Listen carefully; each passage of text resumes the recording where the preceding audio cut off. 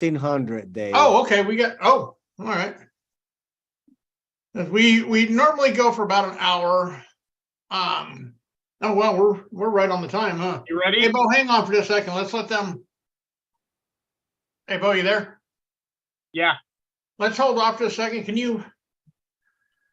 So we normally go right about an hour on these. If people, the whole thing that makes us go over sometimes, and I think in your case, we're going to get a lot of questions through Q&A. So if you need to jump off, anything comes up, feel free. We understand your schedule's really crazy, so don't worry about that at all. No, Dave. So on purpose, yeah, we put 2 hours in the calendar just to make sure that we were not rushed. All right, beautiful. I appreciate that. What we'll do is start. We're going to run the video. I'm going to do a little bit of, kind of housekeeping first, and then we'll introduce you. And then if it's good with you, I'm just going to ask you to kind of go over your story. I know we've been listening to videos and let you take it from there. And then we'll get into the different questions after you're done talking about how you got where you were, and more importantly, how you got out of it.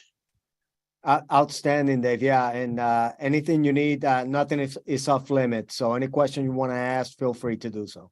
Well, one question, and I'm glad you mentioned that. One question people have been asking, and I'm not a reporter, so understand that. I don't want to be. That's not my goal. But a lot of people are saying now that, they're upset. This is active duty people coming because they feel like they've been turned into a weapon against, one party or another. And that's, again, active duty people. I saw your post yesterday about the military is an apolitical organization. Do you want me to ask that on their behalf, or is that something to stay the hell away from because it gets political and I don't like getting political, but it's up to you. No, and we can talk about it, definitely. I mean, it's not going to be slinging mud on the right. No, I don't want that on any side of the aisle. It's just going to be like, hey, look, guys, we're apolitical for the same reason that we have a very broad pool of our society on board. I mean, the military is the one place to where we respect everyone equally, and we remain apolitical for that reason. Just like, we don't go ahead and segregate people because of religion, because of skin color, or any of those issues. Political affiliation is the same way. Right. We have a right to do so, but, we just don't tolerate people using that as a weapon. So, are you there, Dave? I think we lost him. Yeah, we lost him. Hang on.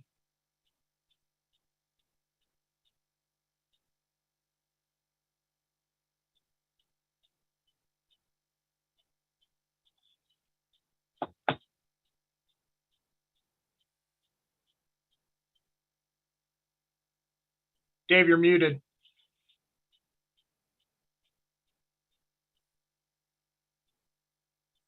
All right. Sorry about that. We got you back. Oops.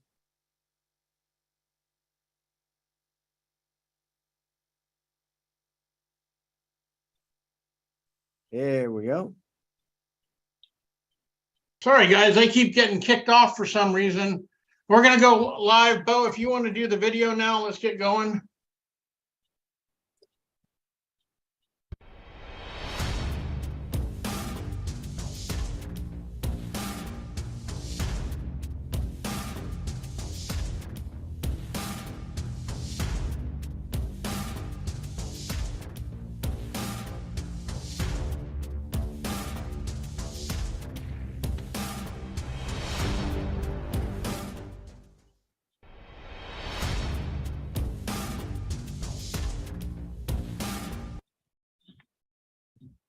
Welcome, everybody. This is Dave Conley with One More Day. Today, we've got an incredible guest with us, and I'd like to go over a few things before we get started. One of them is we are starting now a new process where we're running some surveys at the end. It's only 8 questions. It's imperative if you have the time that you answer them. What we're trying to do is figure out where we're kind of missing the mark on suicide prevention. So if you take a minute, we'll put up a QR code and the link. So just jump on it, take you no more than 30 seconds to answer the questions. They're all just click.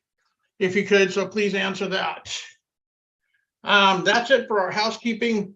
Our guest today is, as most of the special operations community refers to, a legend in special forces. It is the senior enlisted advisor to the chairman of the Joint Chiefs. So for those of you who don't know, that is a relatively new position. That means he is the senior most enlisted of all the armed forces. SEAC, welcome and thank you for being here. Hey, thank you, Dave. It's an honor to be here with you today.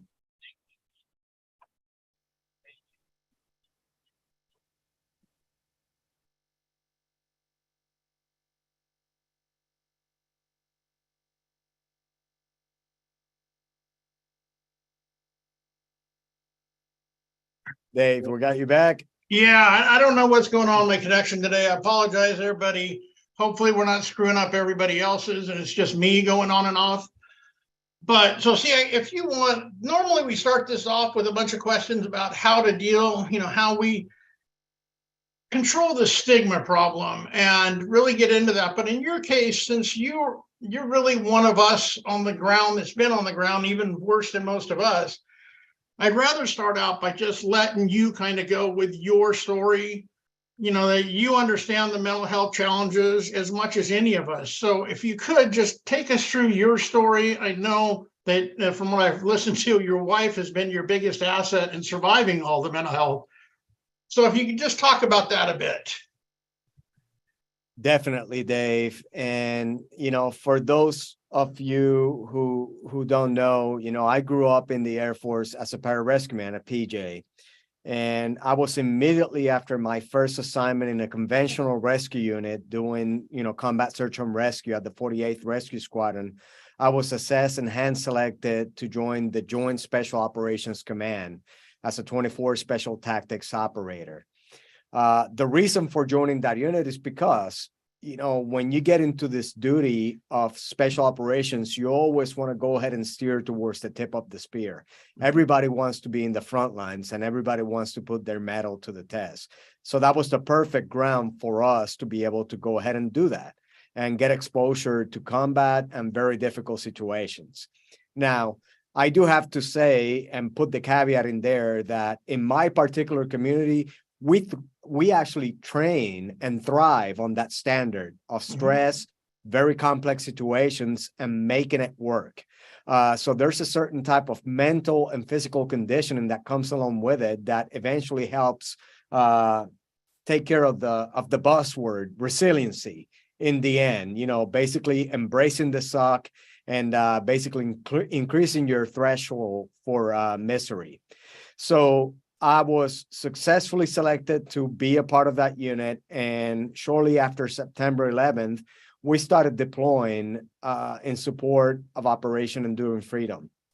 Now, in the many combat deployments that I had, the spouses, were noticing the changes when we came back. What used to be a somewhat, jovial, humorous person started being more stoic and more reserved.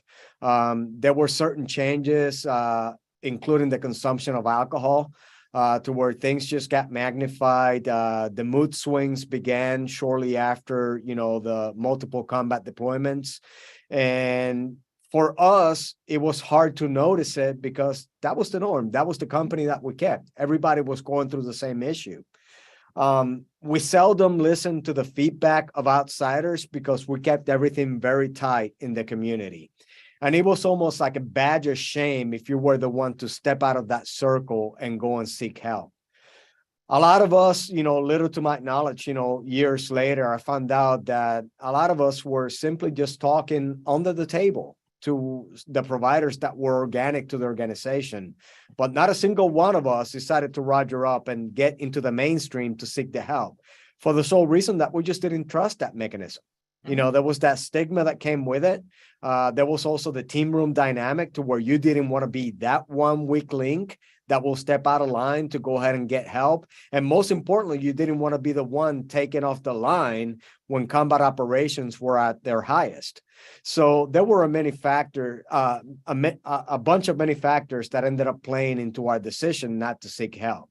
For me personally, it was about 15, 17 years that I lived in denial. Even with my wife telling me over and over again that she was noticing the changes, that I was becoming a danger to myself and maybe to others, that ended up playing into the wheels coming off for me, finally getting the ultimatum to get help and finally realizing that I should have done this a long, long time ago. And that the stigma wasn't really as bad as I thought. There's still somewhat of a stigma. I'm not going to be a hypocrite or something to oversell that, yeah, the stigma is all gone, because we got some work to do. But what I'm doing right now in this position as the most senior enlisted person in the Department of Defense of the United States of America is helping the medical community and the leadership to realize that, hey, this is just like any other health issue that we have with the force. Number one, the duty that we carry on from beginning, regardless of AFSC, MOS, or RAID, is more stressful than what society normally experienced. Number two, we have a lot of other stressful dynamics like frequent moves, deployments, training, time away from family, not being able to do the things that our family wants us to do. And all of that compounded creates a certain amount of stress that is very exclusive to military life and to certain law enforcement and first responder entities. And then lastly is that our medical system has got to catch up with the times that, hey, this is the norm right now. We just got done with 20 years in combat operations, and this is something that we saw coming. So number one, we cannot act like it's something new that we never saw it. And number two is that the people that ended up putting their lives on the line to go ahead and support the Constitution need the best care that they can get. And for the time that I'm here as your senior enlisted advisor to the chairman, I'm going to continue to advocate on behalf of such. And also, I'm going to leave it a task to SEAC number 5 coming in next year to be able to continue to carry the lit torch into making sure that we actualize a lot of these programs that we have in place to do it. And it's not just me from the enlisted side. Here, just a couple of days ago, I had a conversation with General Minihan, with Minnie. And we were talking about ways that we can continue to beat this drum to make sure that people start marching in that direction. And that direction is simply to understand that health is health, not mental, not physical, but just plain old health, and that we need to help each other out. Yeah, and I love what you're talking about. One of the things that we're really finding, I was so happy to see recently a post on LinkedIn where one of the junior officers got an email from his command saying, hey, you're about to start transitioning. You're 1 year away. And we want you to, it had a little checklist of everything. And, I think people, when we're in the service, we fail to capitalize on a lot of the programs that exist. In my day, there weren't that many for mental health because we just didn't, everything was pushed through it back then. But we still had, I still remember meeting with a counselor who said you're going to need a job. And they actually told me one of the things I loved was they said, start the connections with the people who you used to live with, your old friends. Now you've got this new family, but they are, no matter what you think, once you separate, so are they to some degree. So get that. And, that is a thing that helps. That really helped me was getting those. I went home on a month leave before, about 6 months before, and met everybody and said, hey, I'm coming home. And everybody was ready that way instead of that surprise that we see happen a lot of times when people just show up. So that's a program you guys have put into place that's really been a huge help, is the transition out. What else? I mean, how did you benefit? You mentioned that you got help and got better. I know we push a lot of programs depending on what it is, whether it's PTS, sexual trauma, whatever. We've got different programs that we work with. Does the DOD have any new programs or, really successful programs coming out, of? Well, not new programs, Dave, but you talked about transition. A lot of advances have been made here in the past 2-3 years. We have Skills Bridge now to where we allow people 6 months to be able to go ahead and test the water when it comes to the private industry and get familiar with the transition. We also have a lot of veteran support organizations that are helping people translate their actual military value into the value in the civilian sector to make sure that they don't get lowballed when they come to negotiate salaries and so on. And then the other thing that we have that we didn't have in the yesteryears is increased connectivity to where we can easily link up people with key decision makers to make sure that we ease that transition when it comes out for them to either separate or retire. But on the programs, when it comes to help people, we have this concept. It's been around now since 2013, but it hasn't really been pushed as an actionable item, and it is called Total Force Fitness. Now, what that is 8 domains, anything from financial to nutritional to spiritual to mental, physical, dental, you name it. All of those domains cover in a holistic approach to make sure that we take care of the human weapon system for what it is. The most valuable asset that we have in the Department of Defense, more valuable than any aircraft, any ship, any missile. Without the people, all of those things are just basic static displays. So we need to make sure that we put forth the effort to invest in the programs that are going to help us be resilient and be available for duty at any given time. But with this Total Force Fitness program, we got the DOD-VA, the Department of Defense instruction sign that governs the process. We're coordinating with all of the Title 10 authorities, meaning the services, to make sure that they have a program to be able to do exactly what I just spoke about, to make sure that we take care of all of those little ankle biters that create stress, to make sure that the force is focused on our number one priority, which is war fighting. And then the last thing that we're doing with it is capturing lessons learned from each one of the services, best practices, to make sure that we're not doubling efforts and make sure that we're implementing those changes real time for the benefit of the people. So but now when you were going through, I'm going to guess, and correct me here. Yeah, there's the mental side, and then there's the more post-traumatic, not post-traumatic, but the TBIs, things like that. I know a lot of people still, and then this is one of the big deals that we're working with the DISPO on, or DSPO, Defense Suicide Prevention Office, is really channeling the language that our senior leaders are using. I mean, we've seen a couple examples already this year of just, the wrong language to use when talking about suicide prevention. We saw it on the George Washington recently, and we just saw one of the Marines here recently, and it's, from what we hear anyway, the people now are much more affected by words, I think, than we used to be. I don't know. That's my own opinion. I don't know if it's correct or not. But how do we control that language to make sure we're not building stigma instead of building strength to survive stigma? Well, Dave, that is part of the problem with both stress and information being digitized nowadays. There's an abundance out there, and people tend to get confused because they don't get time to digest the first message before 100 other messages are on top of that one telling you something different. Now, what we're using in the Department of Defense to make sure that we gauge the effectiveness of our programs is the survivability of the force. Basically, what happens and the follow-up to make sure that the member is on track and still marching in the direction of wellness. For me, that was NICO, the National Interpret Center of Excellence. They highlighted everything that was wrong with me because there were a lot of things from head to toe that were wrong with me, which actually affected my behavior, my sleep, and my wellness. And they gave me mitigating mechanisms to be able to go ahead and break through the day and cope with the issues that I was going to face for the rest of my life. On the PTS side, I got this from now retired General Don Boldock, another flag officer that ended up owning up to his issues. And he was the first one that told me about the stellate ganglion block. And, I'm on my 6th iteration right now of SGB, and I swear by it because it really tones me down. And I've decided to go through this minefield called PTSD and traumatic brain injury without medication. I refuse to take any medication that is going to numb me down. I want to feel. And that is one of the problems that I had, that I didn't think that I could feel anything. But now I'm in tune, not only with myself, but what my family needs from me, what my troops, my team needs from me.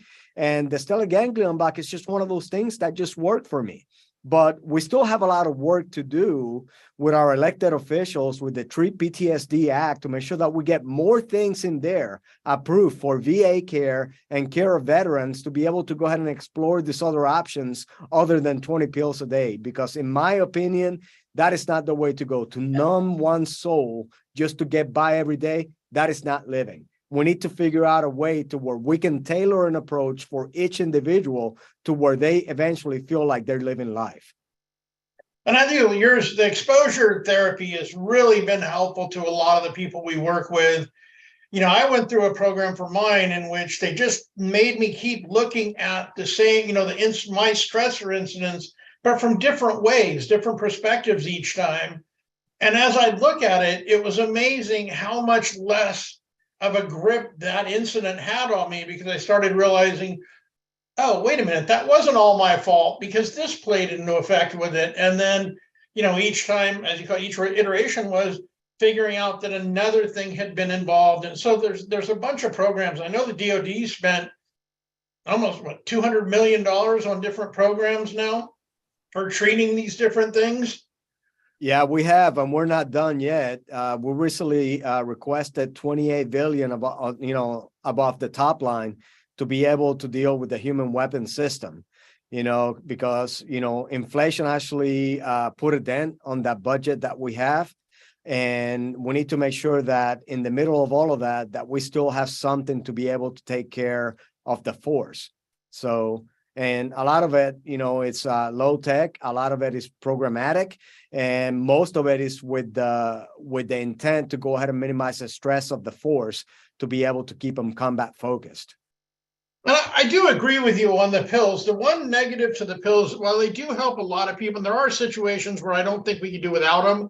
Yeah. But for most people, I think it at best prolongs what they're going to have to deal with. Because nobody stays on those pills forever. And when they come off, they're still going to have to deal with all those things. And so I think that's where I think doctors are trying to help, but I think they're just allowing it to fester more and more instead of dealing with it right up front. Sorry for interrupting you. I saw you had. No, you're absolutely right. I mean, there's clearly, there's certain issues that are biological, chemical, in nature that they need to have that counterbalance of medication. But for some of the other stress and the sleep habits and everything else, I mean, there's a lot of other mechanisms that one can employ to be able to go ahead and find the right spot for us to be in. But yeah, there's got to be a combination but just a cocktail of pills. I have several, colleagues that have gotten off the pills because they thought that they needed them, and they found different ways, and they're living a much better life. So we have to leave it up to the individual to be able to go ahead and figure out what is best for them and what they want to do. And so not push something on them saying, this is going to fix you. So again, we just got to be more flexible when it comes to the way that we treat each case individually. All right, we got a couple questions, and I want to try to get to them throughout.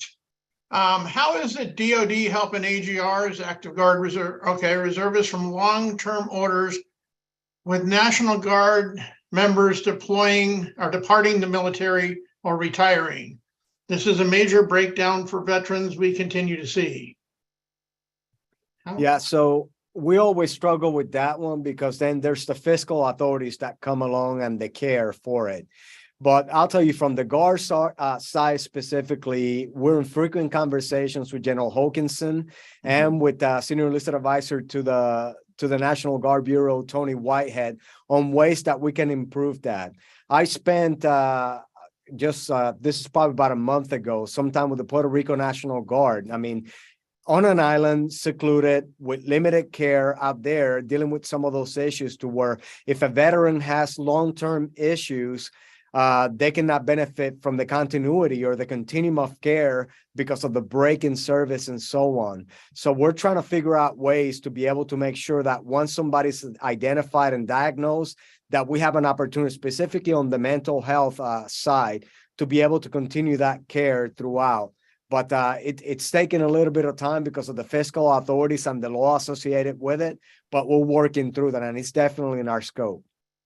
And we have seen, I mean, we work with a lot of the NGB people as well. As you might have seen, Tony's going to be our guest. He was going to be our guest later this month, but now he's out to March. So the folks asking about the Guard questions, join us then, because we will have the Senior Enlisted for the National Guard Bureau with us. So, that's a big help. I did notice one thing. You mentioned the total force. That's General Minahan's program, right? No, it is not. It's a Department of Defense program. So it comes from the Secretary of Defense, and then the chairman of the Joint Chief of Staff is the executor of the program. Oh, okay. Yeah, because we had him a couple months ago, and that's all he was talking about was the fact, treating the mind and body the same. And as you said, it's not mental help, it's not mental treatment, it's just simply treatment, no matter which one it is, because we know how many different variables are there in suicide. Could be financial, relationship, trouble with the law. You just keep on going on. And so, I'm really glad to see that. Well, Dave, the thing with General Minahan and the rest of us, even General Hutton, before he departed as the vice chairman, we're putting teeth behind the conversations that we're having because we know that there's a need. We know that our people are struggling, and we know that our people deserve better care. So from the chairman on down, and even the Secretary of Defense, right now we're in conversations on how we're going to get after the shortfalls of mental health providers, stress relievers, counselors, and so on, to make sure that we have a mechanism to go ahead and take care of them. I mean, it's that simple, but, all of us are in lockstep when it comes to what needs to get done. Now it's a matter of putting the money behind it and then getting the policies in place to be able to go ahead and govern this initiative. And one of the things, and I think it's a great forum right now, we're working really hard to get the Congress to legislate some of language that we want, that we want to have in our communications, just because right now, as being the head of all the armed forces enlisted side, there is a huge variation between what may happen in the Navy versus the Army versus Air, and even down command wise, it varies. And that's one of the things that we've seen the biggest problem with, and I think you'll be able to answer this. How do we survive change of command? Because we put these great programs. We saw it when General Minahan was in charge of Fort Hood. He kicked butt at putting in the suicide prevention program, but once he left, it was onto a different program. And it happens every time with commands. When the CG leaves, it's up to the next CG to figure out how they want to do it. And so we're we develop all these programs, each time it's a step back and we have to reprove that program to work, or if we're even invited. How do we account for that? Anybody talk about that? Yeah, so as a matter of fact, we are talking about that. And the last time we met with the Deputy Secretary of Defense, with Kathleen Hicks, that was one of the key themes, is that we need an overarching support that actually promotes an equal treatment across the board, with the flexibility necessary by the services to be able to tailor that approach to the specific culture that they own. But I have with me here a placemat that is actually being brought up to our Congress members and so on the way that we're doing it. And you see that all of the services are listed here, just to make sure we have the same narrative on how we're going to tackle the issue. So the DOD-VA does that. It gives the services a requirements list. This is what we expect each service to do for our people. These are the resources that go along with it. And then how are you going to execute it when it comes to you? So we don't want to tell them how to do it, but we're telling them or giving them guidance on what they need to have in order to make it successful. Because we have seen that a lot with the different treatment programs, especially, and the experts who have created these for DOD just kind of grab their heads, because they'll get it into place. I know there was a great program being tried at Fort Campbell, and who knows, we're going to watch, and hopefully that will stay on there and survive it. So it's awesome to me to hear that you guys are addressing that, because that's been our biggest fight. I think any VSO will tell you that's been the biggest fight, is just surviving change of command. So that's a huge thing that you're doing there, that you guys are doing. Well, and here's a little bit of results when it comes to this program so far, Dave. So the Army's got about 36 wellness centers across the board. Now, we started looking using artificial intelligence and information gathering to be able to go ahead and pinpoint those installations that have the potential of high stress, the ones that are isolated, the ones that have limited resources, and so on. So here we got the suicide report just a few weeks ago, and the trends are dipping down. And what we have seen so far, I don't want to get ahead of my skis when it comes to the data and the analysis, but putting the resources in these problematic places has actually cut the suicide ideation and execution phase by over 50%. Something is working, and it is resource driven. And the fact that we have leadership behind a program that they can actually execute on any given post. So we're starting to see the dividends paid by putting the effort and having an equal standard across the board.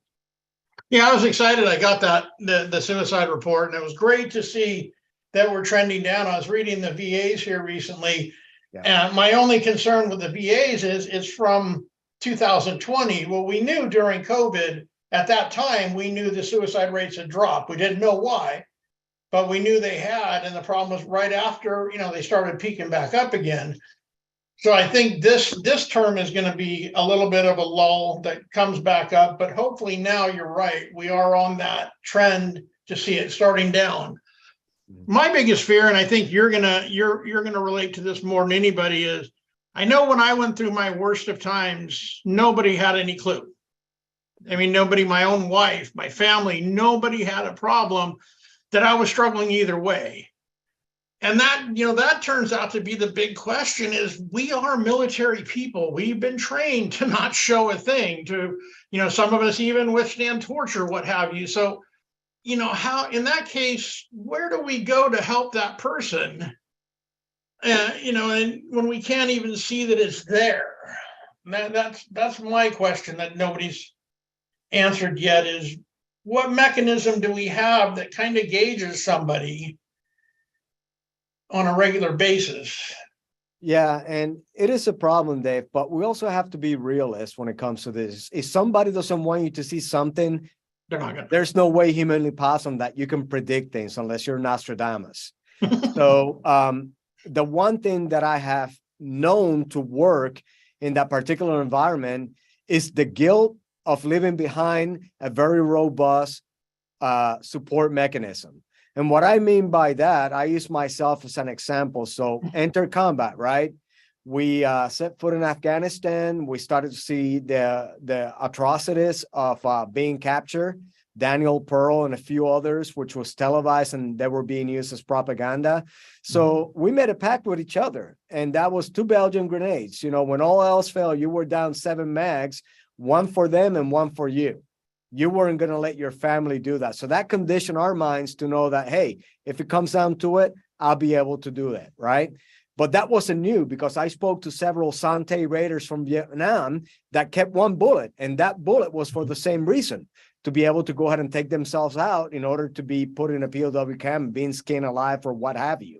So it has been something that it's been kind of in the military for a long, long time, to where you figure out a way. Now, when I was in the lowest of my time, heavily drinking and many other things, I had a plan, just like I had a plan in combat. I knew the corner in my property where I was going to go to do it. I knew that I was going to put a poncho over my head just to not make too much of a mess, out of respect for others, and keep the animals off for 24, 48 hours. And I wasn't going to go far deep enough so that somebody can eventually find me before I started stinking. I mean, a person that is a rational thinker shouldn't be thinking these things. No. But that is the way that we were conditioned to think about stuff. And that is, I only mention that because that is part of the problem that we're facing right now. To when you have people consistently going surrounded by death and misery, the human actually loses kind of value. You lose kind of your humanity with frequent exposure to these things. But with the education piece and the fact that a lot of us are now openly talking about it, which we have for quite some time. I go back to Chris Ferris, the former JSOC and SOCOM senior enlisted leader, to where he actually came out, one of the first to actually call it ugly for what it was. And a lot of us are now more comfortable letting the stress out, which actually let somebody else come in and say, hey, I've been there too, and this is how I got out of it. We didn't have that before. So my hope right now is that more people realize that if you have the issues, you come and talk to somebody like us, and we can give you a way out if you choose to take it. Now, the other thing that I realized, that somebody that's got their mind made up to do it, they eventually will go through the act. I mean, that's something that we cannot prevent at times. You know, you can have people with them 24/7 and everything else, but eventually, if they got it in their head that they're going to do it, eventually they may. So, but what we need to put our effort towards is to go ahead and save anybody that is willing to go ahead and help themselves, that is willing to see a way out of this darkness that is consuming so many people. And you're right. We do. I mean, it's all about, one of the things that we're doing as an organization is we're really starting to shift away from the suicide prevention trainings to a more peer-to-peer based training. You know, we're just finding out that that's the only way, by being there as your peer, you're going to talk to me more readily than if I'm some person trained in suicide prevention. So we can actually, you and I having that conversation can give me the ammo I need to say, okay, what's bothering him right now, even though he's not showing it, is maybe finances. Let's get that solved. Because you're right, unless we solve that underlying problem, all the efforts in the world could prove worthless. We've got to figure out a way to solve it. So let's jump back to a couple of questions. They're stocking up on us here. You've got a lot of fans. All right, this is back to our conversation about not using medications. If you have a model to address the stress on soldiers that do not readily use medications, who can we contact? So is that a set model that you use for not taking medications, or is there a program?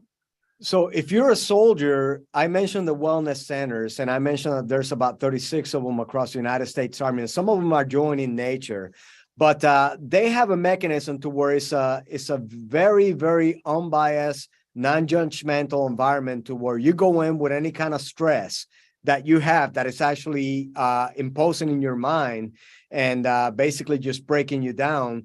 And they have all kinds of mechanisms to where they're able to provide you advice and follow through on any issue that you will decide to take. And I'll use this example. So say that, you have a knee problem. If you go to a clinic right now, typically you sit in a room and they go ahead and look at you. What happened? All right, I twisted it. They give you Motrin and then come back if it gets worse, right? Mm-hmm. The model that we're actually implementing is, all right, you have a knee problem. We have a profile on you. We put you in the bot pod. We know what your BMI is. You were overweight. Let's see what you did with your weights if you're in a healthier, more acceptable frame. And they can start walking the rounds back in target. The reason you twisted your knee is because you're doing things with too much weight on your body, which is posing stress on your joints. Now, what have you been doing with your diet? Let's go ahead and talk about that. All right, the amount of food that you're taking, not only does it create obesity, which is a disease, we shouldn't glamorize it, and it also imposes stress because it's creating a chemical imbalance in the way that you're digesting your proteins. And also, let's see what else is happening with you. So because of your obesity, you're not able to move that much. And when you do try to move, it's actually dangerous for you to do that. So we need to make sure that we're having that soup to nuts conversation with our people. And the wellness center, they're doing that right now. In Wainwright, as an example, people are coming into those places and getting the help that they need. And all they're getting is just a little light at the end of the tunnel saying, hey, so you mean that there's a way out of this, and you're going to help me walk through that tunnel, and you're going to help me maintain my path after I get all the help that I need. That is really where we need to be. So for any soldier that is out there, get in touch with your wellness center, and they can develop a plan from fitness to nutrition to financial, all of these things, and they'll be able to help you out. All right, that's awesome. I think you answered that question perfectly. As far as the other services, if you contact us, if you have questions on that, just reach out to us afterward, and we will get you in touch with a bunch of resources all over. Next question. As a retired veteran, I, for one, have many struggles getting mental health care. For example, I have been on the waiting list for ketamine for 1 year and 2 months. The behavioral health care center where I live in Albuquerque has a wait list for pretty much all types of mental health care. When will the DOD fund these positions and decrease the wait times for mental health? And we know that's a huge thing on the veteran side, is long delays to get mental health. I mean, we see that every day. So we just had the conversation with the DHA, with the Department of Health Agency about it, and you can have all the money in the world right now. The problem that we have as a nation, not as a department, but as a nation, is a shortage in mental health providers. Take Washington, D.C. as an example. So here in this town, it's cash only if you try to go off base. And only 2% of those providers are taking TRICARE, which makes it even more difficult for people to be able to go there. When you go to a remote place like Puerto Rico, an island, even worse. And, I spoke to my counterparts in Canada, New Zealand, Australia, the UK, the Five Eye partners, and they're having the same issue to where there's not enough mental health providers that are able to go ahead and rise up to the task. Now, what we need to do in that case, and we just had a conversation with Secretary McDonough from the VA, and he actually mentioned that we have about 300 sites across the nation, which is called vet centers. And this is back to the peer-to-peer dynamic to where these were veterans that were fed up, not getting results, and they took it upon themselves under the banner of the VA to be able to go ahead and provide help to other veterans. And they're getting very, very good success. And that's also part of that dynamic and that success of decreasing the suicide rate and so on, because veterans are feeling more comfortable at least getting an outlet by going in there to do using the peer-to-peer network to be able to go ahead and get a bridge in between the gaps of care that they're having. But, mental health provider is a shortage nationwide, and we can have all the money in the world. We just can't create them quick enough. The last thing that I said is that we have talked to the administration as an example to go ahead and provide grants for people that are wanting to go into those fields, to be able to go ahead and get more people into school right now, to be able to go ahead and take care of the future of the demands of such care. So we're hitting every angle right now, but an immediate fix is hard to get to when it comes to the actual psychiatrists and psychologists, but the counselors are something that we can eventually hit right now. So we're putting the pedal to the metal on that one, just to make sure that we have something for our veterans. And you're exactly right. So people know the vet centers do operate as part of the VA. They are officially part, but they have their own separate rules. They can give you immediate treatment. They give you up to 10 treatments without having a diagnosis. So it's a great place to go, and they are all over the country. So that's an awesome resource. I appreciate you bringing that up. Yep. Here's a question that I love. What can military spouses do to help our military members? Are there discussions about developing training for spouses and families to give us some tools on how to recognize the destructive behavior and withdrawal that you mentioned? Yeah, Dave, grinning, so No, so Dave, one of the biggest problems that we have in the department, and this includes our families, is the lack of knowledge on the many programs that we have out there. Military OneSource, as an example, has got an abundance of things available for people, but the take rate is not what we will expect, based on the demands and the needs of the force. But a lot of resources in there to be able to get out to people. They have a lot of connection with other VSOs, veteran support organizations, to help people out. Blue Star Families is a perfect example of them, to be able to make sure that they communicate and share lessons learned. And also there's an abundance of resources here in the area, Washington, D.C. specifically, that are willing to go ahead and help the families move forward. But Military OneSource will be the start that I will provide any spouse to be able to go ahead and start looking into all of the programs that we have available for them. The tactic the reason I was laughing, because the tactic that my wife used was an ultimatum. Either you get help or I'm walking. Now, I don't recommend that for everybody, but it worked for me. But I think that a lot of us in the military, the uniform wearers, just live in denial for a long, long time. And we have a shield that is equal to our body armor, and we don't let anything get through it. You need to go ahead and load that armor-piercing bullet that gets through the heart of the person and eventually to the mind, to be able to go ahead and get off their ass and get the help they need. Yeah, and believe me, I've heard that ultimatum used quite a few times with different service and veterans. So you're right. And I knew that was why you were laughing, because I listened to your video recently. Okay, let's see. How do you see DOD supporting a wellness approach in supporting leadership? I think we talked about this a lot. We had General Martin, who you may be familiar with, bipolar general, he calls himself. Yes. And one of the things he was talking about is the fact that a senior leader, even at your level, there is no equal. So you don't, like a General Minahan, they don't have buddies that they can just chat with about their problem. A commanding general is really the same thing because there's nobody on that base of equal rank. I don't know if that's what they're saying, but that's what we were talking about in the last one is how do we support them a little bit more? You know, when they don't have anybody to chat with, or you. Well, you know, for a lot of us in the special operations community, General Milley included, we talk quite a bit. We're very open about our conversations, and it's common. Hey, everything good today? Or, you know, hey, anything we can do? And it's a follow-on conversation. It's not just a shallow, you know, just normal Pentagon hallway greeting. I mean, it's really, hey, anything that I can take off your plate or so on. So we are talking to each other, and general officers are also talking to each other, you know.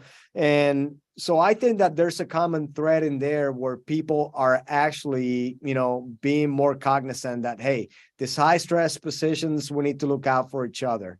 And the other thing that I will bring on that is my own team as an example. So I got Chief Mandy Stift, that is my number 2 person in the office. And every once in a while, she knows when something is off and she will ask me a question. It's like, hey, are you okay, dude? What's going on?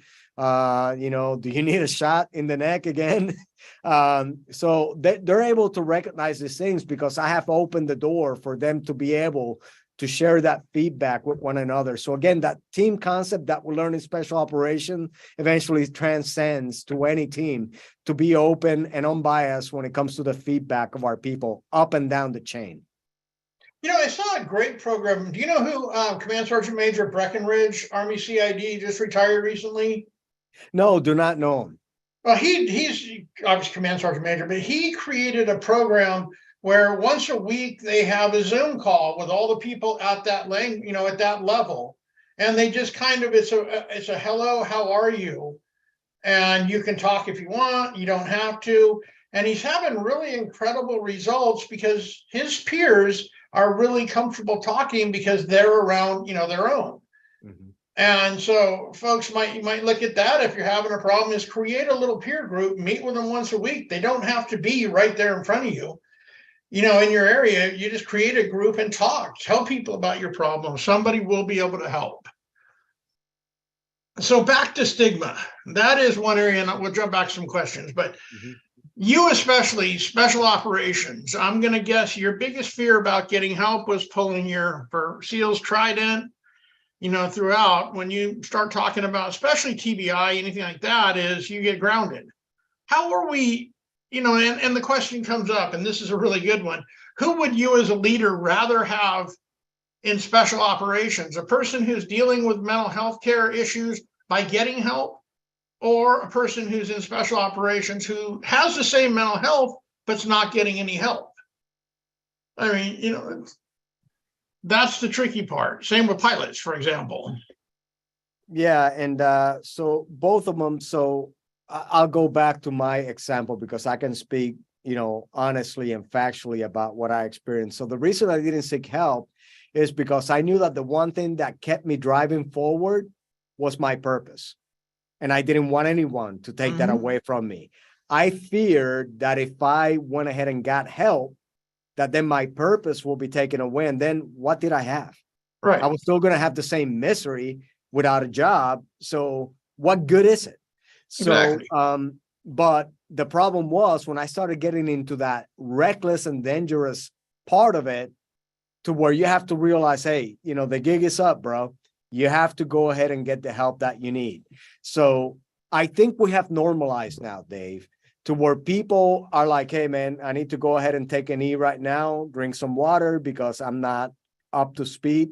I need some time to go ahead and get rid of some of the stress. So I think that we are actually facilitating people to be able to do that more often than what we used to do. The embrace the suck mentality is no longer there. Even in our tier 1 community, we're giving It can people be. time off. Yeah, we're giving people time off to be able to go ahead and regroup, reconnect with their family, and then come back, because eventually they come back stronger. But that's part of it. We train you to go ahead and withstand the threshold of misery, but at some point we have to give you the relief that you need to normalize yourself and stay a functional member of society. So it's no longer a guarantee then. If I'm, a PJ, for example, and I do reach out for help, it's no longer a career ender for me. It's just, it can be, we understand that if it's bad enough, there's nothing we can do in that situation. But as far as more of the record is going to be get help and then return to duty. That is the way things are going right now. But I want the audience to realize that there's 2 segments in there. There's a medical segment and then there's a stress segment, right? So on the medical segment, if you go and get help and something is discovered that is actually a chemical imbalance or something else wrong with you, that can potentially, denif you, which basically can take you off a jump status or something else. Now, the way that we're conditioned in the system is not to go ahead and put you in the penalty box indefinitely, is to work with you to see if we can get you back up to speed. I mean, we have done that even with combat amputees and so on, to where we work with them to be able to go ahead and return you back to duty. So that is the number 1 priority. We'll fix you to an extent to get you back to duty. And if we cannot fix you, you're going to know why. And then we're going to help you transition if you do need to get out, because what you have, we cannot fix. So that is the difference of what it used to be then and what it is now. But a lot more people are coming forward because they know that, hey, maybe, 80% of these things are stress and 20% are medical. So I think that the odds are in my favor to be able to go ahead and get to a healthy state to where I can come back strong and be aware of the things that are actually bothering me and hindering my performance or my mental health. Okay. I just want to make sure, because we get that question a lot. Yeah, I know pararescuemen right now that have decided to take an E, SEALs and special forces that have decided to take an E, and the units are playing well with them. And we have the organic mechanism right now with the preservation of the force and families to where we have experts working with them to get them back up to speed. It's not to throw away, it is to get them back on the fight. Okay, that's good to hear. It really is. That's got to be a huge relief. And I know a lot of the people, we're dealing with coming up, we've got the chief chaplain of the Army coming on, because people don't seem to believe that what you tell them is 100% protected. Everybody believes that it'll get back to their commander. So, that's why we're bringing him on, is to spell it. The same thing with this is people just don't believe if they come to their boss and say, hey, I need a little bit of help. They're convinced that they're going to go home the next day. Not literally, of course, but, they believe their career is going to be ended by simply saying, I'm having, thoughts of suicide or what have you. And so it's awesome to hear. And I'm sure that's going to be a relief hearing it from you, that is not the case anymore, guaranteed. Again, yeah, we have to be very watchful of this knee-jerk reactions to any particular issue. And Millie was aware that I was getting help at the time that I interviewed for the SEAC position. So, take it from me. That's the chairman of the Joint Chiefs, and I'm the SEAC. If we're able to go ahead and work through that, I'm pretty sure every commander and senior enlisted leader out there are able to go ahead and work through their issues too. No, that's awesome to hear. We are building up a whole bunch of questions here, so let's get back to those real quick. SGB isn't available to all veterans. They had 2 treatments, both provided by a nonprofit, which we've done in the past, actually. The VA didn't offer any solutions. That's not actually true. That is regional. Some regions are using SGB. Others are using SGB, but not necessarily. Most of them use it for regional pain syndrome specifically. So there are a lot of groups. That's one thing. I'm not sure how familiar you are, but a lot of VSOs now will pay for you to go through SGB. So again, it's just a matter of reaching out. I don't know if you want to kick in on that, Ziak. Yeah, Absolutely. And I mentioned the Treat PTSD Act, where we're pushing for a lot of these mechanisms to be available. Now, the providers that do SGV are limited. I'll say that, hence the regional approach that we have. But a lot of VSOs are, in fact, funding for veterans to do that. And there are other things that we haven't quite explored yet, like the use of hallucinogenics as an example. We're getting a lot of good data, medical data, on how that is helping the majority of veterans that have gone through it. Clearly, there's some cases to where actually made things worse, but that's medicine, period. I mean, it's not going to work for everybody. But the return on that particular practice is something that we need to go ahead and look deeper into it. So when it comes to SGB, I mean, there's plenty of people out there that are advertising the support for it. But, we're going to continue to go ahead and advocate over here across the river in Capitol Hill to make sure that it's something that is covered for veterans experiencing PTSD. Yeah, we just put one of your compadres, actually a Night Stalker through PTSD. And the difference with him was it was truly night and day to see his turnaround just from that. And then a couple months later, we put him through a double. So we got it on both sides. And, it is not, people have to understand, some people are advertising as a permanent solution. As you said, you're on your 6th iteration. It's like any other treatment. You have to keep up with it. You have to keep getting it. And there, some places are really, really inexpensive for doing it. You just have to get there. So don't give up just because your regional VA may not pay for it now. That's all looking at being changed, and we've got help for that. So, all right.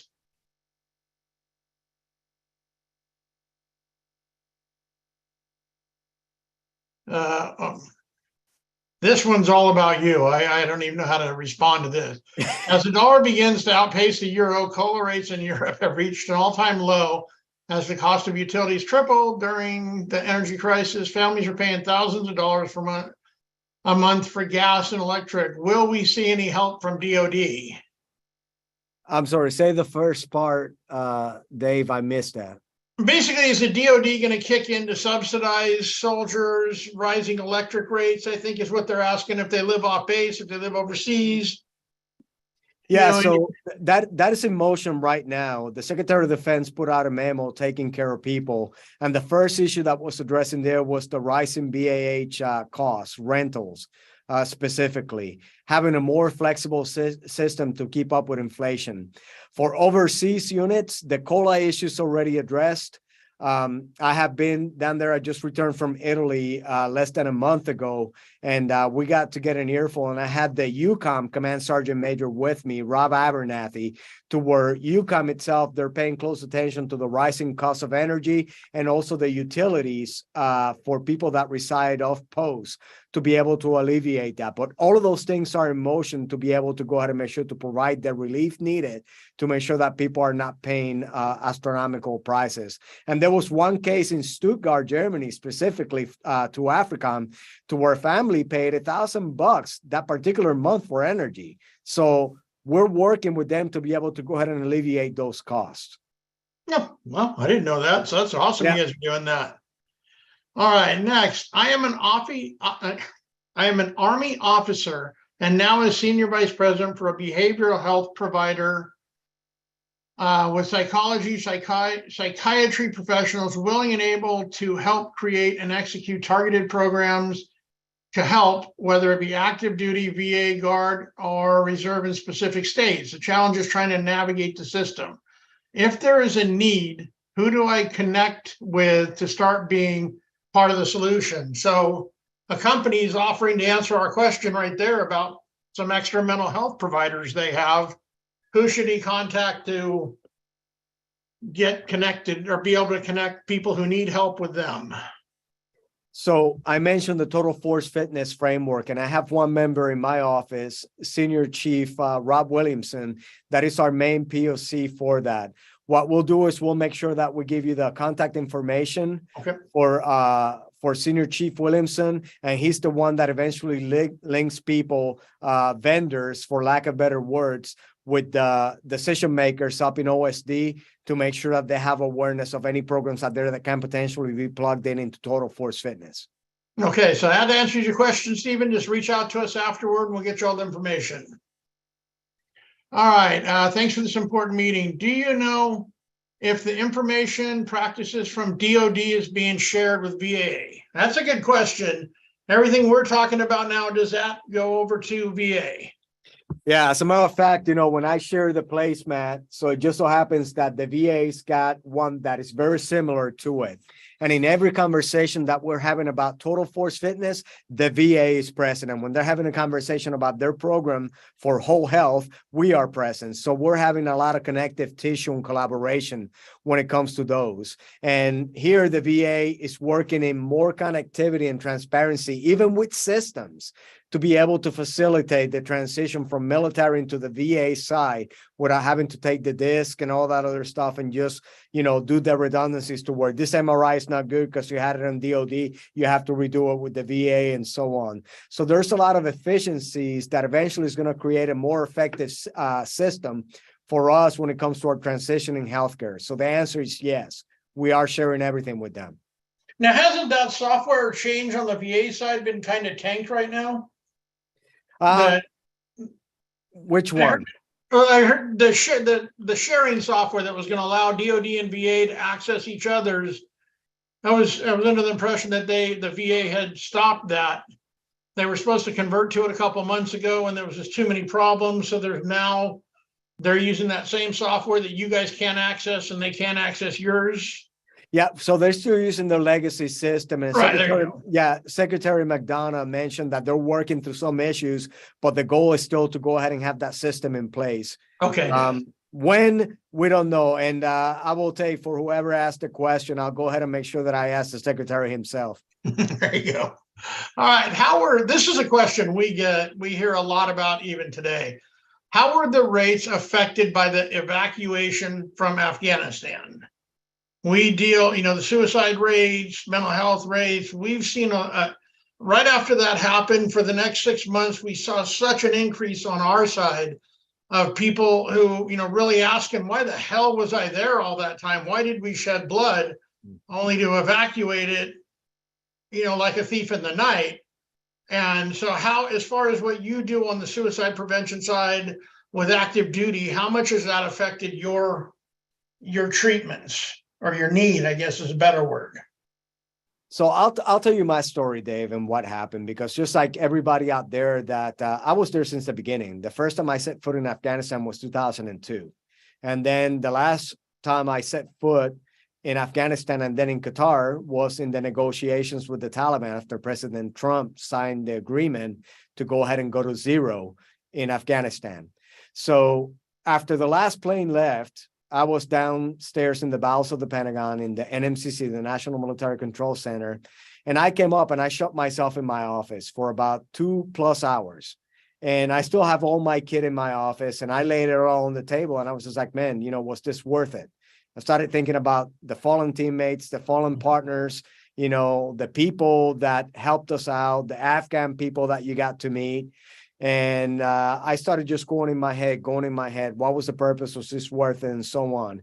And at the end of it, I decided to go ahead and bring my public affairs guy. I was just like, you need to get this while it's still fresh in my heart, because it stings right now. And I recorded a video about it where my mind was, going, soup to nuts on the events that took place in the beginning, the attack on U.S. soil, and then the withdrawal from Afghanistan. And people need to understand that this was over a decade in the making, to where several administrations had said that they wanted to go to zero and they wanted to close the tents in Afghanistan. And eventually, when a deal was struck with the Taliban and then it came out as a matter of security for our force, the current administration had no choice but to execute. The Taliban wasn't going to renegotiate the Doha agreement. They said that if you're not here by this date, we're going to start targeting U.S. personnel. We're going to go ahead and start putting roadside bombs and everything else. So the right thing to do was to evacuate, right? So I think that the crews that ended up performing that evacuation, first of all, they did a phenomenal job. Not a single aircraft blown out of the sky. And then the security that was out there, from the Marines to the soldiers to the airmen that were controlling the air, Everybody did a phenomenal job in a very, very chaotic situation. But for anyone listening, thinking that this was going to go smoothly, you're grossly mistaken. Yeah, no. Because there wasn't going to be a right answer. If you look in the history of warfare, any time that there's a withdrawal from anywhere, it's not pretty. No. And I have It to can't give be. credit. Yeah, I have to give credit to the people that were making the decisions to be able to do it as safely as possible, to which they did. Now, many people, especially armchair quarterbacks, started pointing the finger about, well, you should have kept Bagram open. You should have done this. You should have done that. It's like, you know what? Maybe you should have been there for 20 years before you start running your mouth. Because I will tell you that from where I sit right now and listening to all the decisions that were made, there could not have been a better plan. And you can take that or leave it. I have many of my peers come forward and say, you know what? You're a puppet. You're this, you're just drinking the Kool-Aid. And I'm like, well, you don't have all the information that I have to base your decisions. You're just basically being influenced by whatever blowhole is out there slinging mud on a department that try to do their best with the lawful decision that was made by the executive branch and the people that are appointed over us. All right. So that is when it comes to the withdrawal in Afghanistan. Now, was it a hard pill to swallow? Hell yeah. I mean, you got to see it, and it's just kind of like, it sucks. But at the end of the day, anybody that served in Afghanistan, they know that if we were to fully pull out of there, that the Afghans were not going to self-sustain. We knew that the governance in Afghanistan was not going to self-sustain and support that force. So what gives? I mean, are you going to stay there forever? The American public 10 years ago were saying, get out of the world policing business. What the hell are you doing in Afghanistan still? And then when we pull out, why in the hell did you leave? I'm like, shit, or get off the pot, man. Come on, we have to make decisions. And now we have strategic power competition that we have to off-ramp. And if you think that we would have stayed for another 10 years, do you think that we'll be ready to go ahead and take on any strategic power competitor? No. The force was fractured. We needed to reconstitute. We needed to go ahead and recheck our systems for that high-end fight. And that is exactly what we're doing. So regardless of whether you like it or not, a decision needed to be made. And we're basically maximizing our effects based on that decision to reconstitute, to go ahead and go toe-to-toe with a competitor that is far more dangerous than somebody in a mud hut with a loaf of bread and flip-flops and a man jammy going after you with an AK-47. So that is just a reality of the world that we're living. So for any veteran out there thinking or struggling whether your service was worth it or not, hey, man, I got choked up and I was in tears. But at the end of the day, I came up to this conclusion, and that is your goddamn right. And the reason for that is because there was not one single attack on American soil after every single one of you went out there and put the fight to the enemy. And I will guarantee you that if they decide to pull that again, we will be right there to punch them in the mouth. It is plain and simple. Well, I mean, I agree with you 100%. I think what frustrated a lot of people, what you just mentioned was the key that we didn't hear, the DOD-VA agreement, the fact that they promised if we weren't gone to start the attacks up. I don't think, and that's why, that wasn't my question, that was another. I think that's where a lot of it came in. We just didn't hear what you just said. And I think people need to hear that there was more American lives at stake by staying than there was by leaving. Absolutely. And so, I agree. There's, you start, what movie was it? You start putting live bodies on helicopters leaving this battlefield, he'll get what he wants and wipe us out. I forget what movie it was.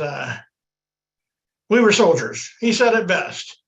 And so, yeah, I understand what you're saying, but that was one area we could have done a better job just explaining why we left like that. And you hit it on the money. So thank you. I think you answered their question on that one. Yeah, and I'm very passionate about that topic, Dave, because I put my entire life on the line in 20 years out there as a boots on the ground special operator, tier 1 operator, and as a senior leader, and it was worth every damn second that I was out there. And no matter what anybody says, they got 20 years of living that they haven't done in thousands because of you being there. I mean, women were getting educated. They were thriving like they've done. So, yeah, I'll leave that one. Don't want me to get into it because I'm about as passionate All about right, let me get my blood pressure down, man. I'm with you. I just reading off the thing here. All right, next question is, how is CID being reorganized or changed to investigate issues that are, here's a good one, that are issues as a result of mental health, since discharge type will affect benefits? Is the Vanessa Gillian or Brandon Act helping to change how CID is structured? MPs for the Navy, same thing across the board, what they're asking. Well, not just CID, but there's a national effort right now to have that into consideration when veterans get into troubles with the law, to go ahead and take that into consideration. So there's a bigger initiative to be able to go ahead and better take care of us. Because at the end of the day, if people are not getting the care that they need, they're bound to go ahead and do something adverse. And then that needs to be under consideration when the sentencing comes, or whether, the court is actually deciding what to do with the individual. So this is a national approach now, not just the DOD or the Army, specifically in CID. Are we looking at anything? I think with the question more, the veterans court system, which is awesome for our people. Are we looking at that same type of thing within the DOD, where we're treating crimes based on mental health with different punishment levels and ways to, fix what they've done, I guess? Well, each case on its own merit. And then, you have to go ahead and take into consideration the medical condition of the member, just like with any other case. But the answer is yes, that is considered. And also it's something that we need to make sure that we identify when they're looking at the member's record, when they're looking at any punishment or any type of sentencing for the member. Okay, that's awesome. Okay, are you aware of the app Objective-Zero, offering free peer-to-peer support? In addition, SGB, which I believe is a first-time approach, Objective-Zero offers free, anonymous way. Don't know anything about that, do you? I do not, and there's about 100 apps out there that people have been trying to sell the Department of Defense, and we're getting smarter on the approach that we do that, because part of Total Force Fitness is making sure that we validate the requirements and what people are selling, to where it's not just a flash in the pan that it works for a few months and then people get, fall out of love with it, and then they don't use it anymore. And we have had plenty of that in the Department of Defense. Mm-hmm. So we're looking to make sure that there's some good science and data behind it before we actually make the investment on it. But also, if it's something that is out there for the public, I would like to know more about it. Okay. Well, whoever that is, let us know, and we'll get it to SEAC also. We actually, everybody's talking, we just sent you guys our experts. I'm sure you know David Rudd and Craig Bryan. They are the top suicidologists there are on the planet, really.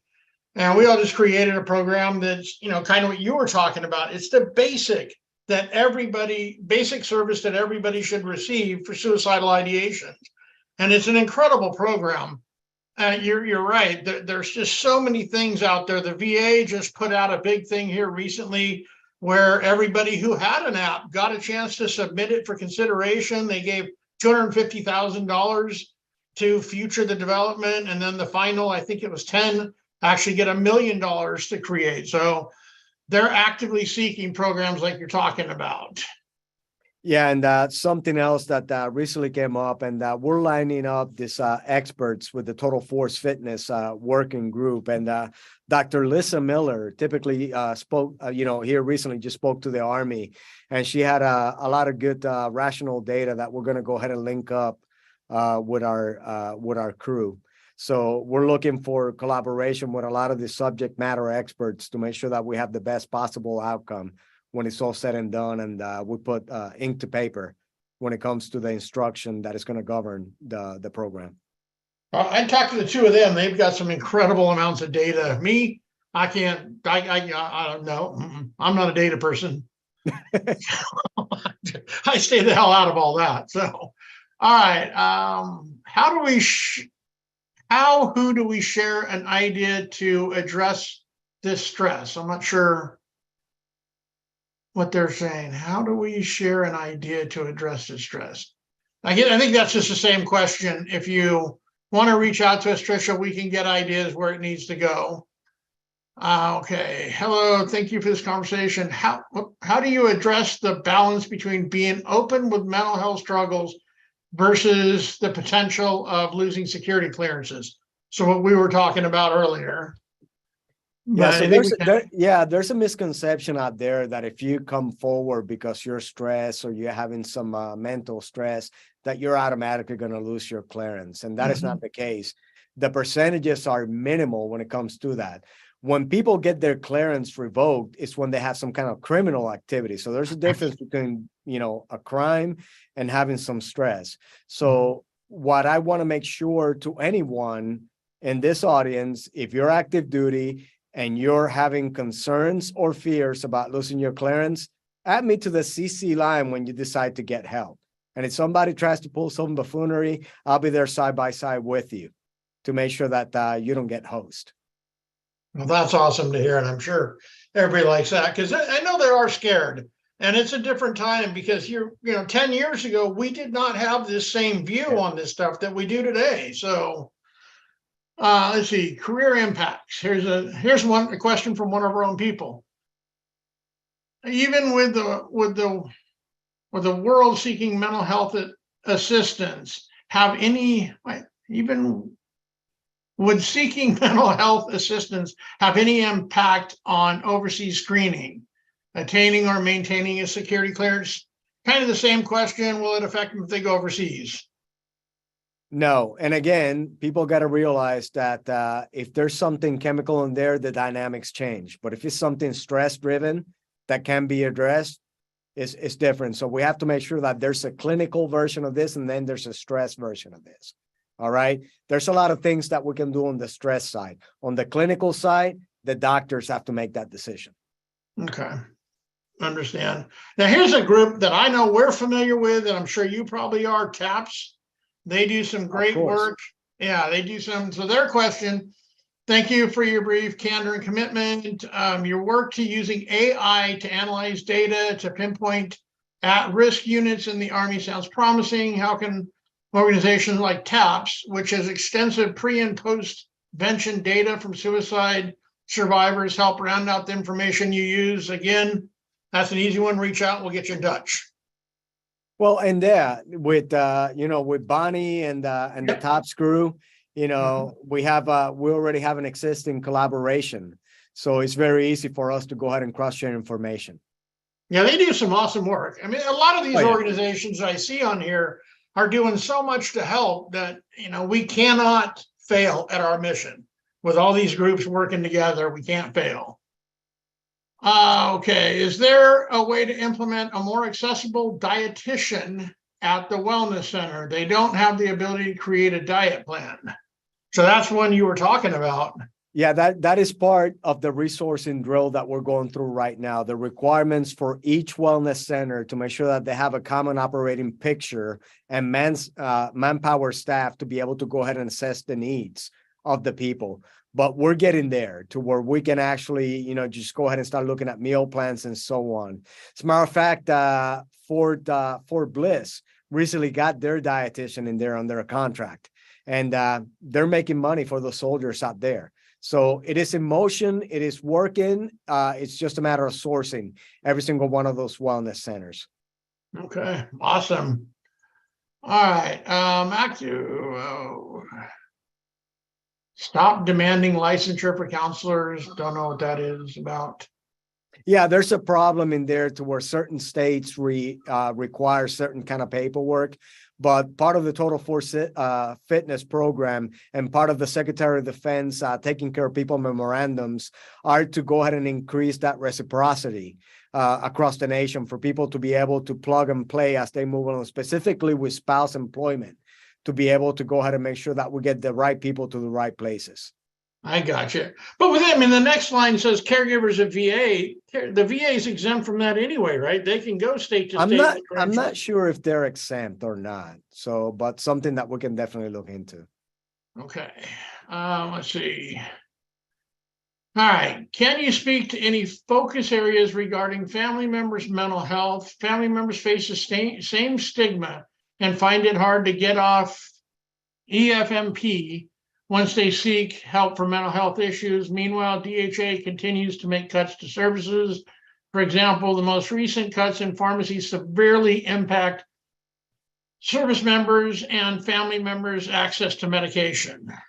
Now that's got to be more you. I don't get that one. Yeah, no, that is all us over here. So here in the past 2 weeks, we have had a tank session and ops devs and operations deputies discussing the issue of DHA and the degradation of services. Then we had a deputies work council with the Deputy Secretary of Defense to speak on that care and what we need to do. Now, the next step is that information is going to go to the Joint Chiefs in the tank for a discussion on how we're going to go ahead and collaborate with DHA to go ahead and get to a level of care that is acceptable for our people.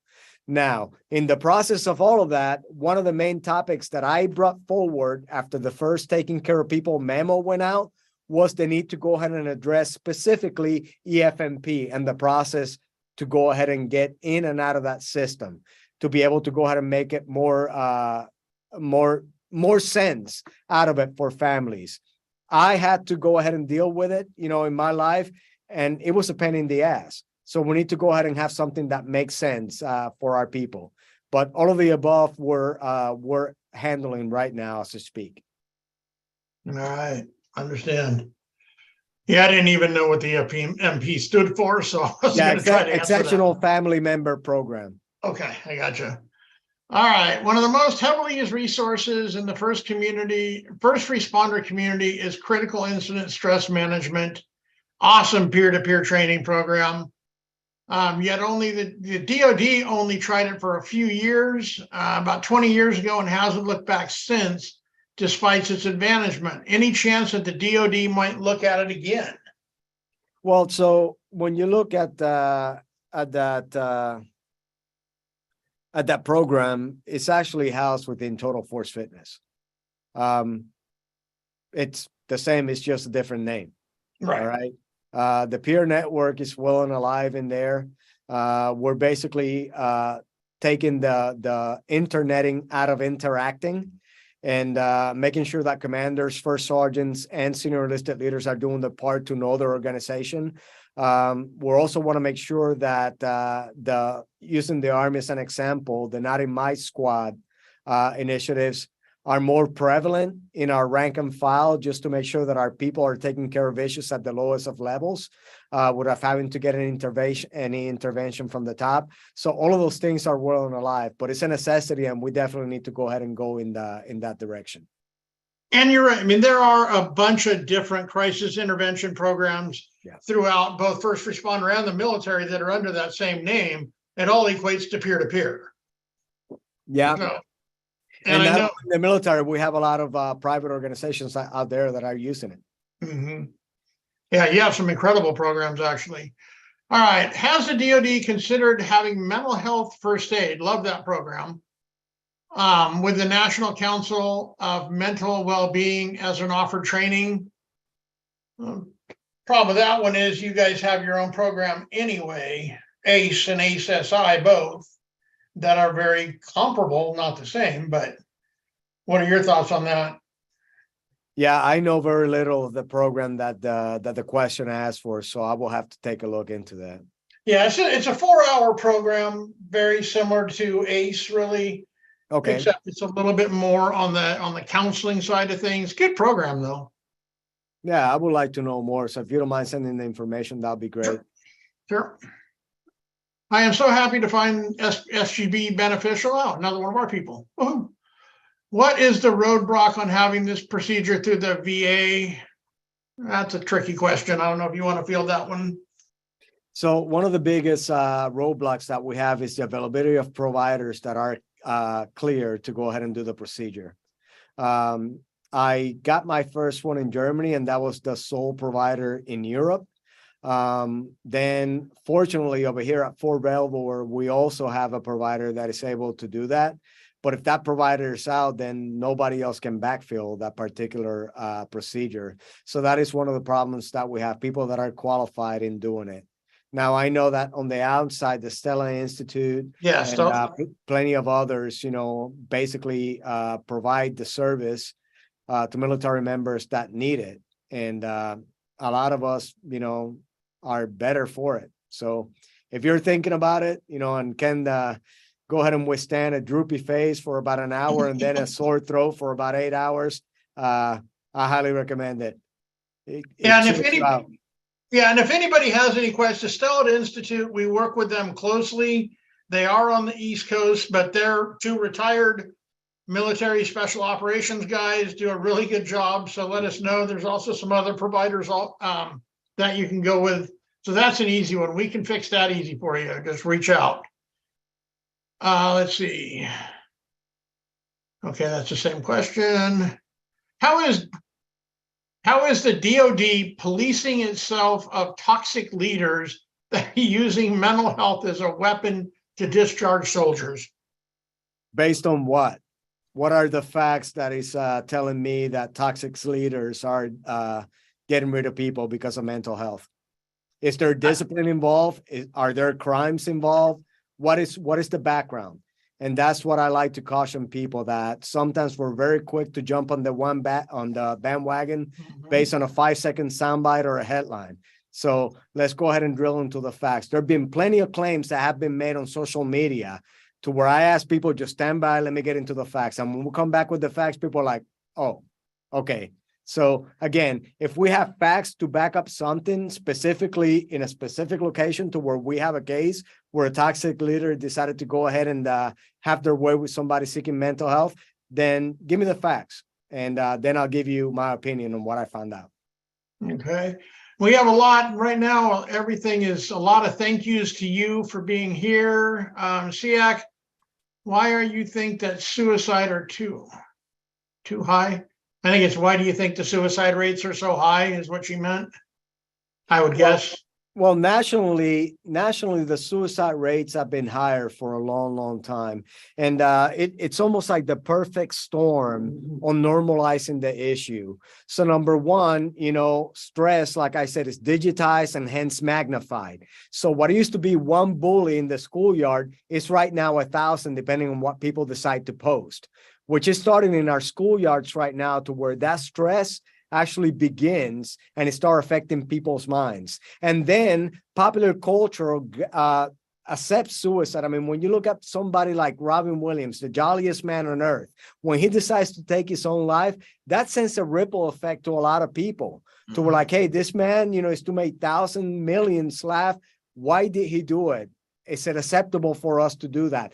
And now, with media the way that it is, you're more aware of when it happens and how it happens. Hell, you can go online right now and look for the most effective way and cheapest way to do it that is going to go ahead and be the less painful.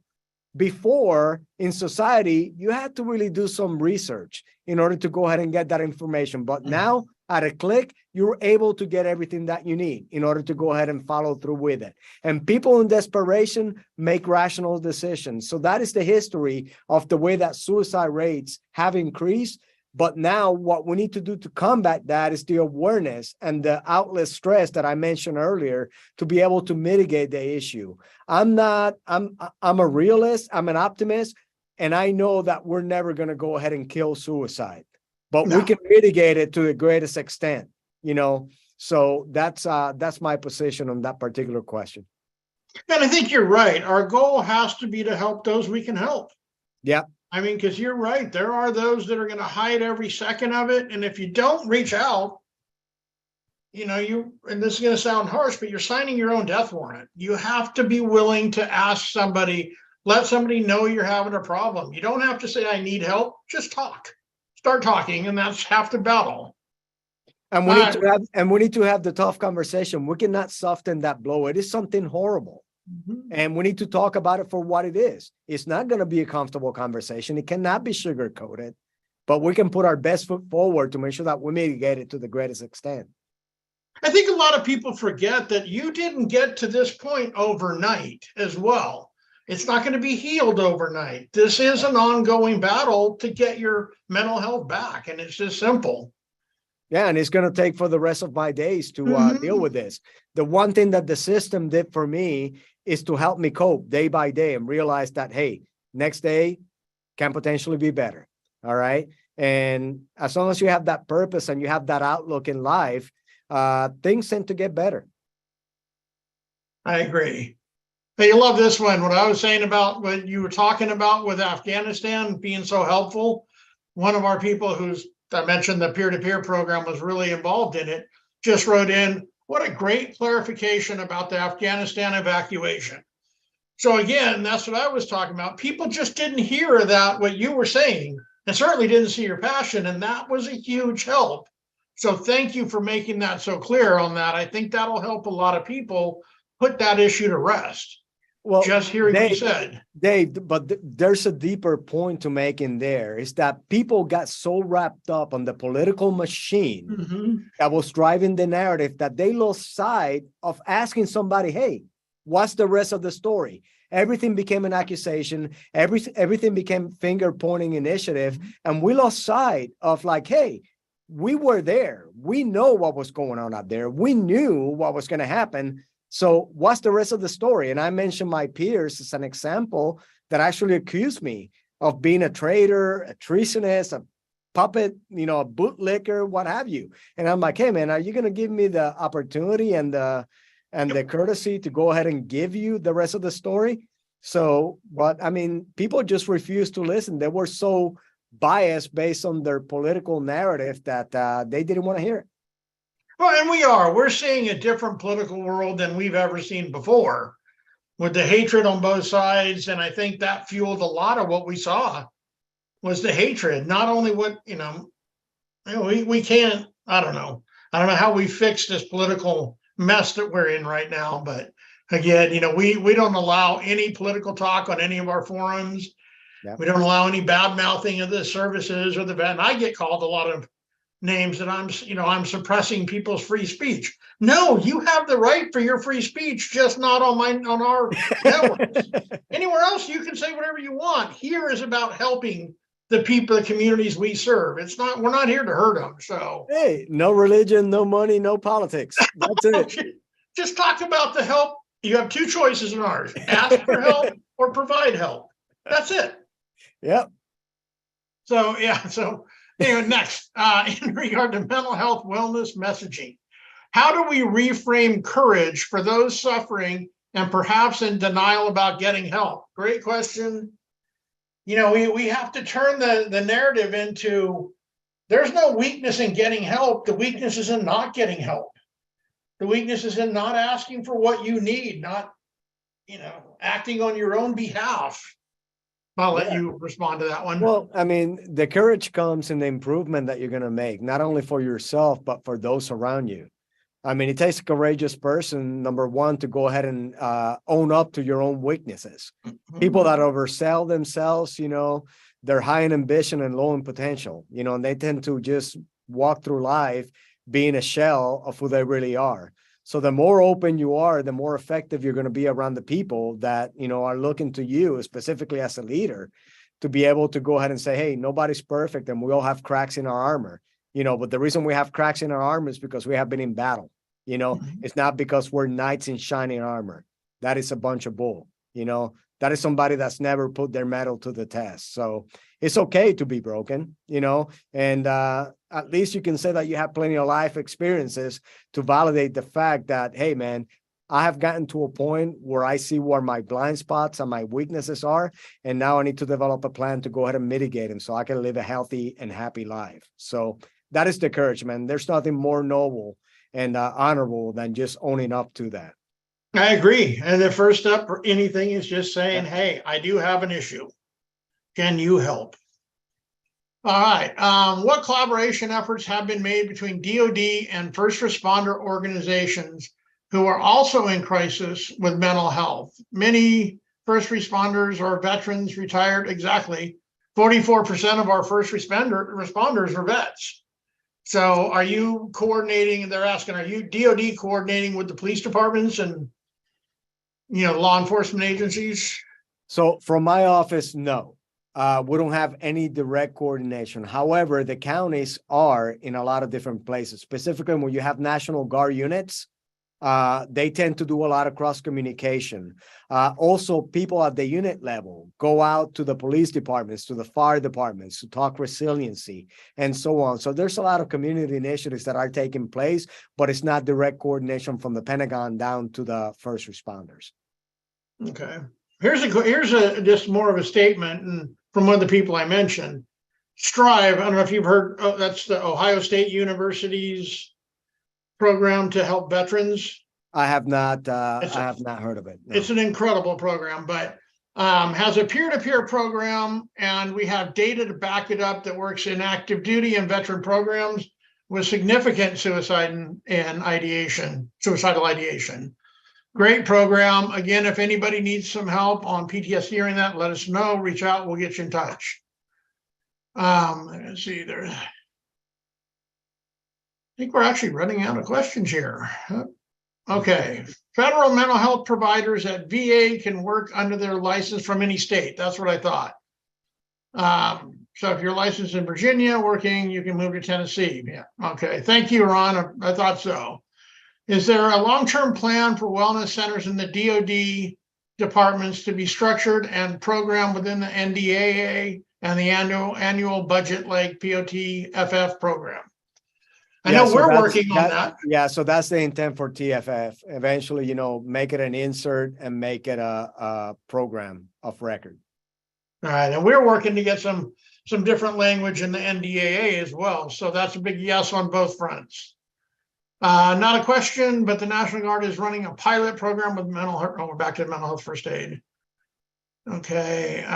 Thank you and so much for the enlightenment. I enjoyed this question answer session. This was an awesome presentation, and this is our last one. I was a sexual assault response coordinator, or SARC, for the Army and Joint Commands as a civilian. I had to leave the job after 5 years because I could not get help for myself dealing with the 400 victims.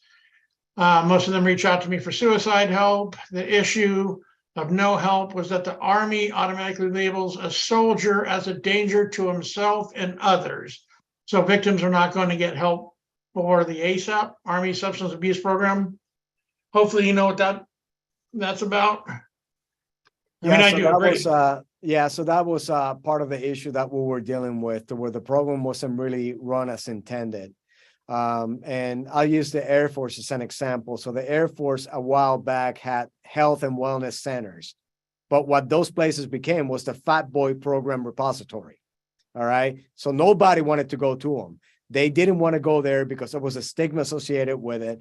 And also in the beginning of the sexual assault prevention initiatives, if you recall back to 2012, everybody was guilty until proven innocent, sometimes at lengths of a year. So again, there's certain programs that we didn't quite get right, but we learned from those snafus, and now we're making sure that the problem actually does what it's intended to do. Number one, prevention. Number two, to take care of the victim. Number three, to hold accountability if something was done wrong. Well, that's Oskis, you're right. I mean, we heard horror stories about that first year. Yep. Like crazy, people who weren't even there when these things. So, yeah. Well, Siak, I think that's about it. I mean, everybody, we're out of questions. They've all been through, so we did really well. I'm impressed we got through all these. Anything else? One other thing. I saw something that you posted that I just loved the other day, that the biggest problem we're having, and I know we have a lot of parents on here, is preparing that next generation for service. Yeah. When I came down, we've been here since early 1800s, and every single male generation has served that we've ever had. I mean, that was just beat into us. My son served, his son will serve. How do we get back to that mentality?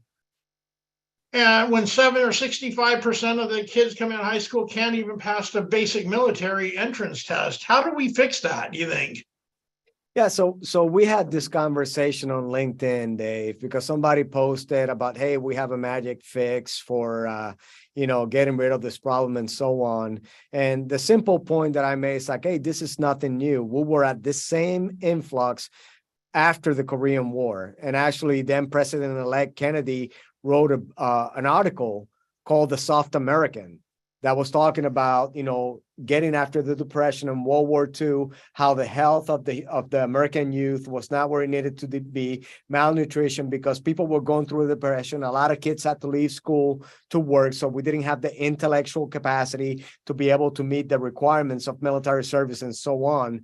But we're in a similar point right now to where, you know, we have obesity as the #1 killer of people getting into service, which is a parent responsibility. You know, that's not for the government to fix. That is a thing that needs to get fixed at the home. And then, you know, what is it that we do with the propensity to serve, which is part 2 of the problem? How many people are promoting military service? And I mentioned the withdrawal of Afghanistan and the influence of the media, how it ended up getting people spun up, angry based on a certain narrative that was basically going to push a certain agenda or not. And it's the same for recruitment right now. When you have 2 years under COVID to where our recruiters didn't have access to high schools to be able to influence a senior and a junior class that are now potentially the recruits that we could have, of course, you're going to have recruiting problems. But I'm optimistic that here, as we continue the information campaign and we work through these issues, we're going to be right back to where we were. But I have full confidence that this nation is going to continue to produce the warriors that we need for tomorrow's war, because it's always been a generational commitment, and our youth always rises to the occasion. It's the American way, man. And I don't think anybody's going to pry that away from any one of us. I agree with you. The media is killing us on this. I mean, it makes it really hard for kids. If they're seeing the bad side of what we do as military and veterans, you know, I'm with you on that. So, well, and I have spoken to some of our elected officials, and I told them, hey, the more mud you sling on us, you know, when it comes to your woke, you know, if you go there, you're going to be the next Vanessa Guillen, you're going to do this, you're going to do that. And you don't promote the fact that, man, those are little places where we have problems and not the institution writ large, we're going to be in a pickle. But here's the other danger that we have. The more we talk trash about our own military capabilities, the more emboldened our enemies are going to get because of that perception of weakness. So they're hurting us either way on recruitment and emboldening our enemies. So what I ask the public, if you have never served, let us go ahead and train the people that we need to go ahead and fight the next war. And let us go ahead and make sure that we do everything in our power to make sure that they answer the call when the flag goes up. Because it's not a matter of if, it's a matter of when. And we need generations. We need sons and daughters that are able to go ahead and answer the call to the nation. I'm with you on that. Hey, can you give us, we need to post something for everybody. Folks, as I mentioned in the beginning, we'd really like you to do our survey. It's only 8 questions, just talks about how your experience was today. If you could take a picture of the QR code, we'll leave that up for just a minute. And please, it's imperative to us that you do that so we can continue these broadcasts. And SEAC, I can't thank you enough for taking so much time. Your service has been exemplary and people just love hearing you. I haven't had a guest that had more positive feedback than you. So thank you for everything you do. We really appreciate it.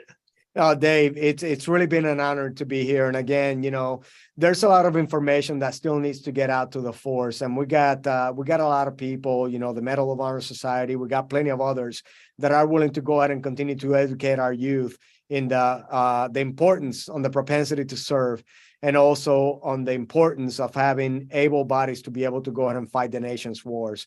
But again, it's been truly an honor and a pleasure to be here today. And if anybody's got any other follow-on questions and so on, we'll be more than willing to answer them for you. That's the least that we can do. All right. Well, you have a good day and stay safe. All right. Thank you. All right. See you. Thank you.